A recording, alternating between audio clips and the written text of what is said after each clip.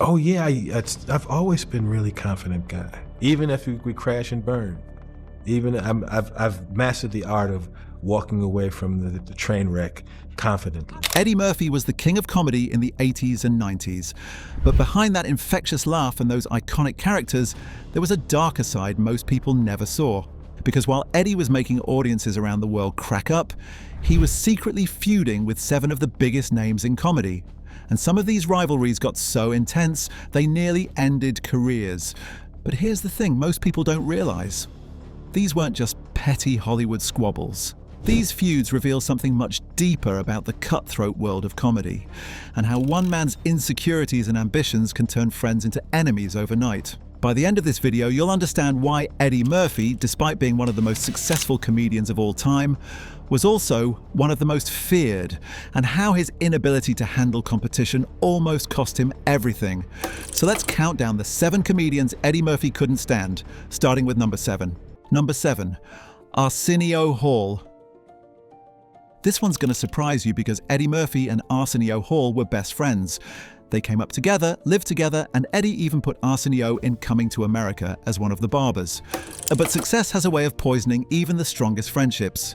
When ARSENIO got his own talk show in 1989, something shifted. Eddie started feeling like ARSENIO was using their friendship to boost his own career. And maybe he was right. See, ARSENIO would have all these up-and-coming comedians on his show, guys like Chris Rock, Martin Lawrence, and KEENEN Ivory WAYANS. And Eddie felt betrayed. Like, why are you giving my competition a platform? The breaking point came when ARSENIO started making jokes about Eddie's personal life on his show. Nothing too harsh, but enough to cross the line. Eddie felt like ARSENIO was exploiting their friendship for laughs. By 1994, they weren't speaking. And when Coming to America sequel talks started happening decades later, Eddie made it clear, no ARSENIO. The friendship that launched both their careers was dead.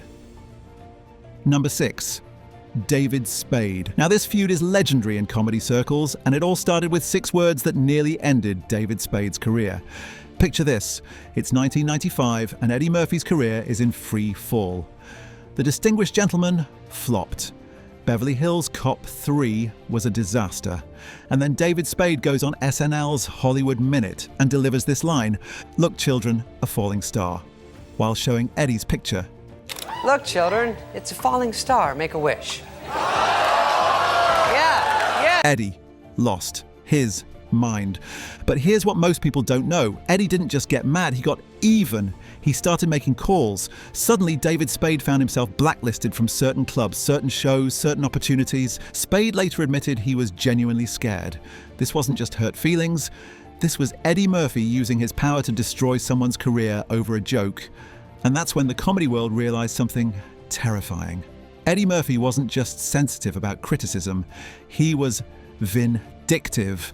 The feud lasted for years, and even today, you'll never see them in the same room together.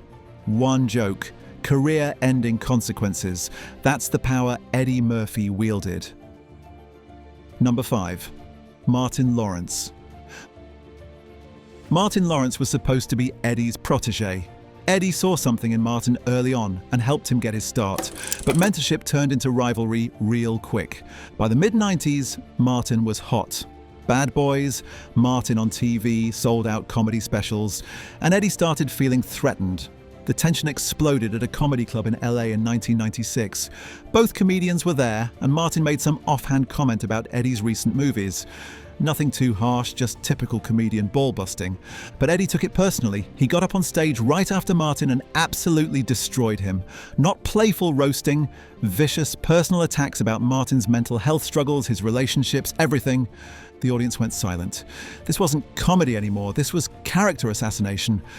Martin never forgot it, and from that night on, they were enemies. Eddie had turned his protege into his rival and then crushed him publicly when he felt threatened. The saddest part? Martin looked up to Eddie. He wanted his approval. Instead, he got humiliated in front of his peers. That's not just a feud, that's betrayal. Number 4, Chris Rock. Chris Rock idolized Eddie Murphy. He He studied every Eddie special, every movie, every interview. Chris wanted to be the next Eddie Murphy, and Eddie knew it. At first he was flattered, but as Chris started getting bigger, HBO specials, movie deals, critical acclaim, Eddie's attitude changed. When Chris Rock's Bring the Pain special exploded in 1996, something shifted. Critics were calling Chris the new king of comedy. The torch was being passed and Eddie didn't want to let go. The breaking point came at a private comedy show in New York. Chris was on stage doing his thing, killing it as usual. Eddie was in the audience, and when Chris made a joke that referenced Eddie's style, Eddie stood up and walked out. But that wasn't the end of it. Eddie started spreading word that Chris was just copying him, that he had no original voice. He was trying to undermine Chris's credibility in the comedy community. Chris later said in interviews that Eddie's rejection hurt more than any bad review.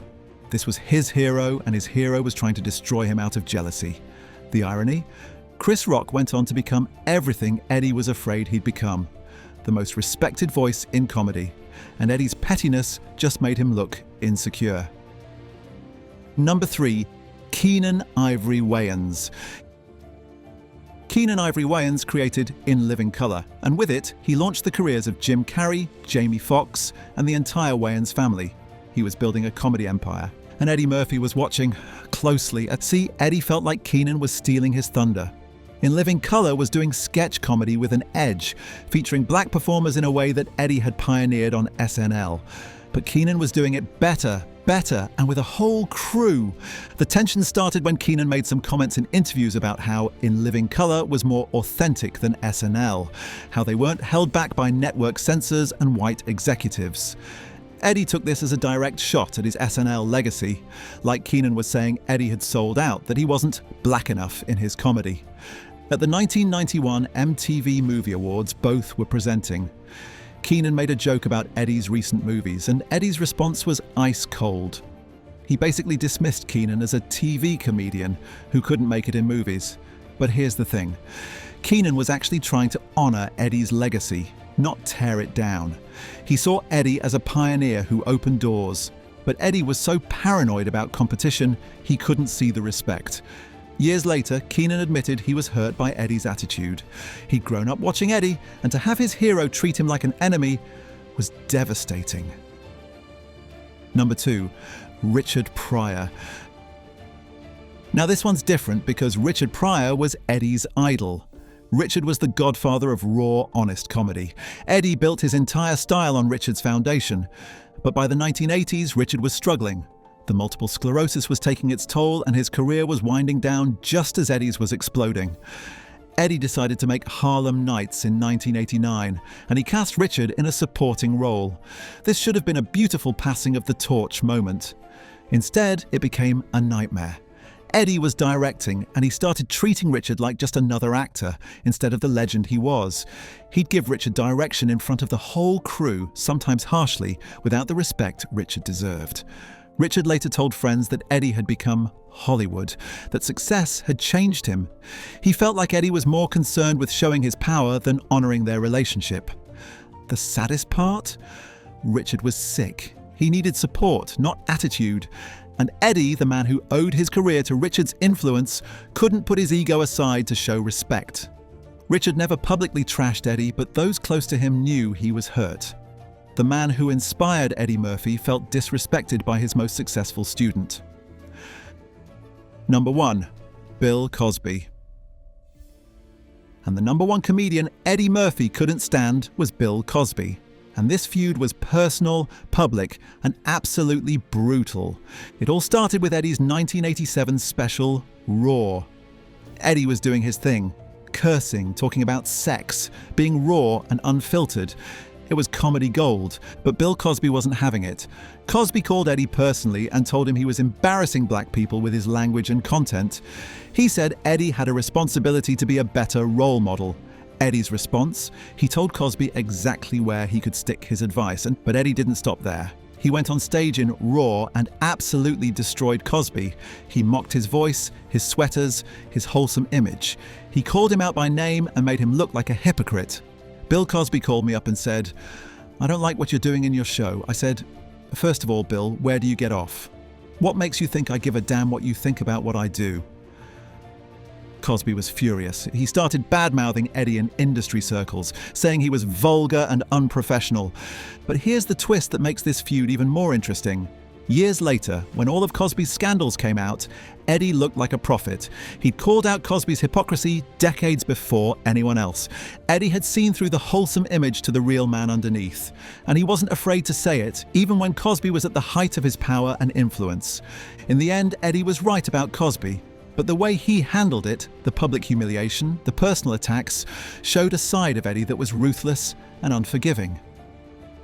The real story behind the feuds. So what do all these feuds tell us about Eddie Murphy? 7 different comedians, 7 different conflicts, but one common thread: Eddie Murphy's inability to handle competition, criticism, or even respect from his peers. The truth is, Eddie Murphy was incredibly insecure despite his massive success. He saw threats everywhere, even from people who admired him. But here's what's really tragic. Most of these comedians genuinely respected Eddie. Chris Rock idolized him. Martin Lawrence wanted his approval. KEENEN Ivory WAYANS saw him as a pioneer. Instead of embracing his role as an elder statesman of comedy, Eddie chose to see everyone as competition. He turned potential allies into enemies, and it cost him. By the 2000s, Eddie's career was struggling. The same comedians he'd feuded with were thriving, while he was making Norbit and Meet Dave. Maybe if he'd built bridges instead of burning them, his career trajectory would have been different.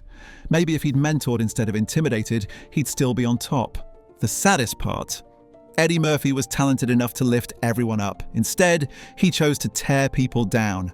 And in the end, it hurt him more than anyone else. Comedy is supposed to bring people together, but for Eddie Murphy, it became a weapon. And that's a tragedy for everyone involved. The world of entertainment is full of these hidden rivalries and secret feuds. Behind every smile, there's often a story of betrayal, jealousy, and revenge. We are committed to releasing 2 videos a week. Like, share, subscribe, and hit the bell icon for more film lore.